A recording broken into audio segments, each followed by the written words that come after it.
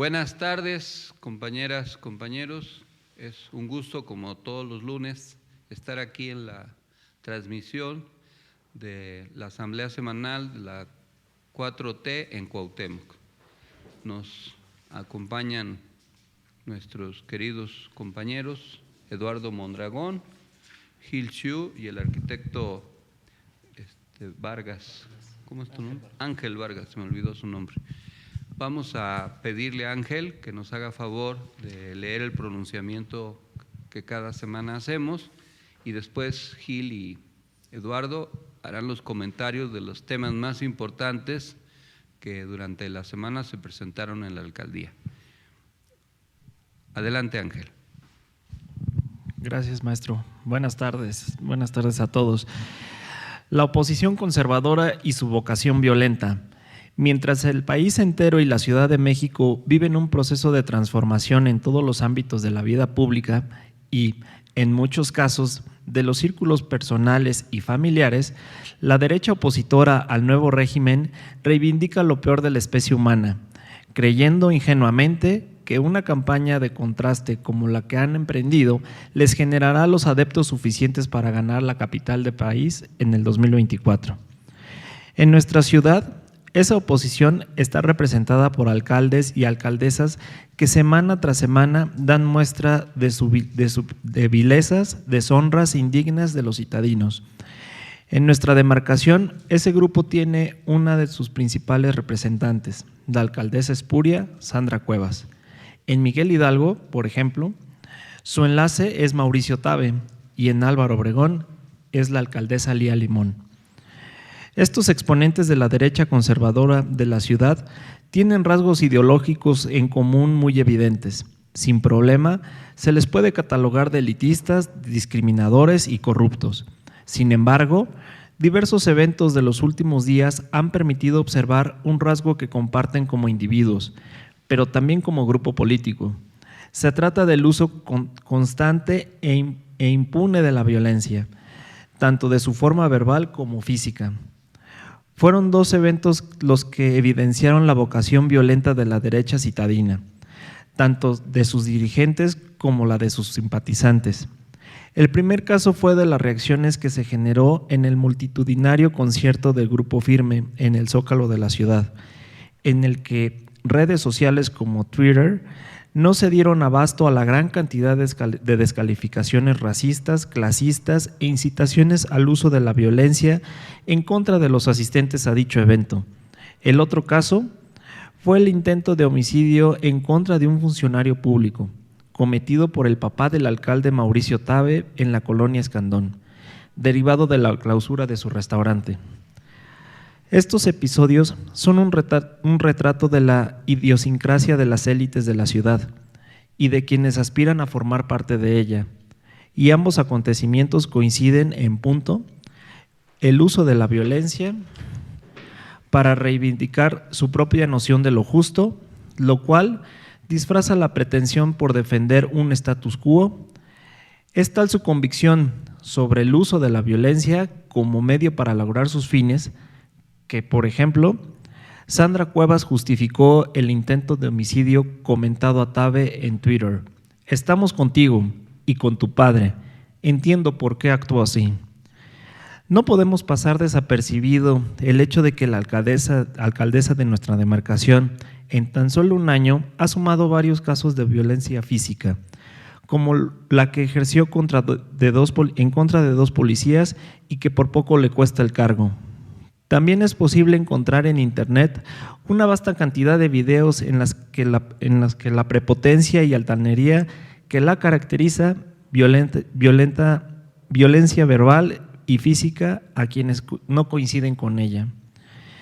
Mientras los gobiernos emanados de Morena promueven la diversidad, el respeto a los derechos humanos, la paz, la tolerancia y la justicia, la contrapropuesta del PAN, del PRI y del PRD es oponerse irreflexivamente a esos valores, aunque en el camino promuevan la intolerancia, la violencia, los discursos de odio y la corrupción. No son la oposición de la Cuarta Transformación, son la oposición del pueblo de México. En ese sentido, es nuestro deber moral denunciar a cada uno de estos actos y cada una de estas campañas de odio. El principal combustible de los discursos de odio es nuestro silencio. La facilidad con que se promueven los discursos de odio en nuestra sociedad y la impunidad que los caracteriza es algo que debemos preocuparnos, al igual que debe alertarnos que las plataformas de redes sociales no se inmuten en lo absoluto cuando se vuelven tendencias nacionales este tipo de violencias. El proceso de transformación que vivimos también significa movilidad social y nueva sanción pública a los discursos de odio que anteriormente formaban parte de la normalidad. La reacción conservadora, en esencia, lo que pretende es revivir ese espíritu racista y elitista, característico del neoliberalismo mexicano que la Cuarta Transformación está aboliendo. Ni los argumentos de persecución política, ni los dichos sobre las supuestas provocaciones deben inhibir la denuncia. No debemos normalizar la violencia verbal, mucho menos la física. Como militantes de la Cuarta Transformación, el mensaje y la consigna deben ser claros. Frente a su hipocresía, la verdad; frente a su clasismo y su discriminación, la igualdad; frente a su violencia, la paz. Lo que antes era parte de lo establecido y de lo inamovible, hoy está en plena transformación. El gobierno de hoy es el gobierno de los de abajo y, como dijo nuestro presidente, los nacos estamos de moda. Gracias. Muy bien. Muchas gracias, Ángel. Ahora vamos a escuchar la participación de Gil Xiu. Gracias, profe, gracias, compañeros. Y también gracias por lo de nacos, que sí estamos de moda. Primero, una felicitación a la compañera Claudia, que hoy dio el informe de gobierno, por cierto, bastante importante para los distintos liderazgos que pudimos acompañar a la compañera. Importantísimo estar al pendiente de los muchos y muy importantes logros que se han generado en esta ciudad desde la izquierda y que contrastan con el gobierno que tenemos en la alcaldía Cuauhtémoc. Y en ese sentido vamos a comentar algunos de los temas que acontecieron esta semana, empezando por lo que pasó el 30 de septiembre en torno a la asistencia de Sandra Cuevas a la misa que ofició Norberto Rivera, donde en el evento religioso se puede ver cómo Sandra Cuevas se inclina ante el polémico excardenal Norberto Rivera, mismo que ha sido acusado del encubrimiento de pederastas y cuestionamientos sobre su patrimonio y vinculación con legionarios de Cristo. Es sabido que la religión que el señor profesa no es exactamente la católica, sino la del dinero mal habido, los excesos y la degeneración moral del conservadurismo mexicano. Pues sabemos también que Sandra Cuevas afirmó que asistió para disfrutar de sus tradiciones y alimentar la fe. Sin embargo, sus actos violentan el orden constitucional nuevamente, en vista de que el artículo 24 dispone que, cito, nadie podrá utilizar los actos políticos de expresión de libertad religiosa con fines políticos, de proselitismo o de propaganda política. Esto ya que, aunque la aparición de Norberto Rivera fue oficiando una misa, pasó desapercibida por la mayoría de los medios de comunicación, dado que es relevante destacar que los elementos pues que se muestran ahí fueron de distintos personajes que han generado polémicas. Por ejemplo, el primero, el excardenal que se retiró en 2017, luego de las revelaciones de encubrimiento de distintos pederastas, esto en el contexto del repudio de sus excesos y discursos antiderechos. El segundo, Cuevas en su afán de promoverse políticamente. Esta demuestra que una actitud hipócrita al retratarse como un promotor de la exclusión de la comunidad LGBTIQ+, comunidad con la que Sandra Cuevas también ha posado para disimular y simular su apoyo. El hecho recordó que el debate se ha suscitado desde 2002 sobre la laicidad y la secularidad del Estado, cuando el expresidente Vicente Fox besó el anillo del Papa Juan Pablo II, así como las revelaciones del periodista Álvaro Delgado en su obra El yunque de la ultraderecha del poder, donde reveló los vínculos de los panistas con sectas fascistoides, antiderechos e incluso anticristianos, puesto pues esto no es un culto, sino es un motivo que genera conservadurismos que se tejen para sostener un estatus de vida inmoral, derroche y excesos. Además, comentar sobre el acuerdo que se tiene o se sabe sobre los hermanos Murillo Karam y la tranza con la alcaldía Cuauhtémoc para construir edificios en la colonia Condesa. El tema es que, a pesar de que Sandra Cuevas realizó otra tranza con los hermanos Murillo Karam para continuar la construcción ilegal de un edificio en la calle de Jojutla número 78, en la colonia Condesa, el gobierno de la Ciudad de México volvió a interrumpir la construcción para salvaguardar la integridad de las vecinas y vecinos de la zona. Hay que recordar que José Murillo Karam, el extitular de la Procuraduría General de la República, hoy Fiscalía, fue detenido por su participación cómplice en la desaparición de los 43 normalistas de Ayotzinapa. A pesar de que la construcción fue interrumpida y clausurada por una recomendación de la Procuraduría Ambiental y de Ordenamiento Territorial, PAOT, funcionarios de la alcaldía permitieron la reanudación de los trabajos. Las y los vecinos de la zona inmediatamente externaron su inconformidad, pues la construcción provoca malestar, genera condiciones de riesgo en una alcaldía que se sabe pues genera incidentes desde las semanas anteriores, como el que se generó en el edificio conocido como Canadá en la colonia Roma Norte, o los sismos que recientemente han sacudido la ciudad. A diferencia de Cuevas, el gobierno de la Ciudad de México prioriza el bienestar de la gente, por lo que esta obra finalmente debe ser clausurada y demolida. Además, no se debe quitar el dedo del renglón en otras edificaciones con irregularidades, es decir, las construcciones en Toledo 39 y Coahuila 28. El tema del 2 de octubre, que conocemos, Sandra Cuevas utiliza como fachada a la Sociedad de Comerciantes Independientes. A muy temprana hora, Sandra Cuevas presumió en Facebook haber sido invitada a un evento de la Sociedad de Comerciantes Independientes, que tiene por acrónimo las iniciales SC y que significan Sandra Cuevas. En el evento, los asistentes portaron globos con las iniciales SC de Sandra Cuevas, regalando electrodomésticos a algunos de los asistentes. Sin embargo, estos regalos se los pasa al costo, pues los asistentes tienen que pagar cuotas para poder laborar. La Sociedad de Comerciantes SC es una fachada con la que Sandra Cuevas y sus operadores políticos, dirigidos por su director general de gobierno, Salvador Santiago Saladar, el conocido Chava Chava, al fil del senador Ricardo Monreal y su primo Juan Cristóbal Curiel Urbano, han creado una red clientelar de franeleros que cobran entre 50 y 200 pesos por estacionarse en la vía pública. El esquema de negocios que han creado consiste en cobrar diariamente a las personas que laboran como franeleros entre 100 y 200 pesos diarios. Esta red clientelar tiene más de 100 agremiados, por lo que sus ingresos pueden llegar a significar ingresos diarios de 20,000 y mensuales de hasta 620,000 pesos. Esta organización es liderada por porros que han ejercido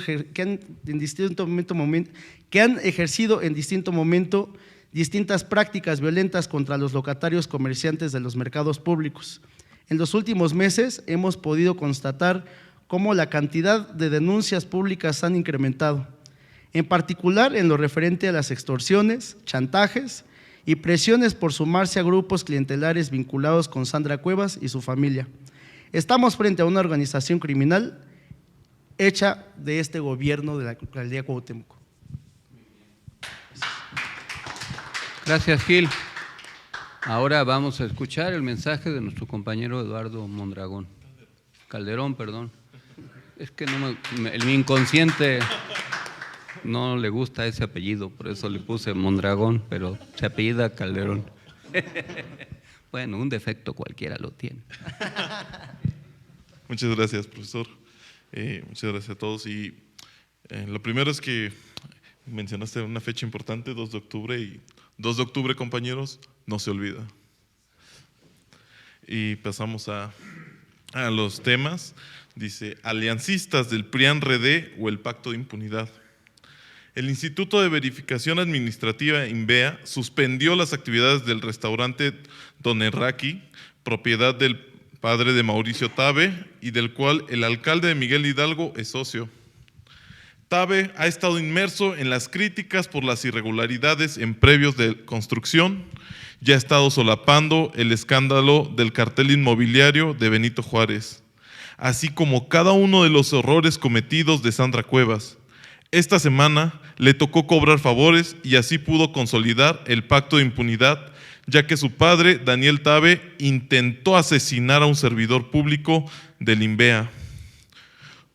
Con una manera muy particular de ofrecer disculpas, Mauricio Tabe publicó un video en el que culpa a la jefa de gobierno de la actitud de su padre.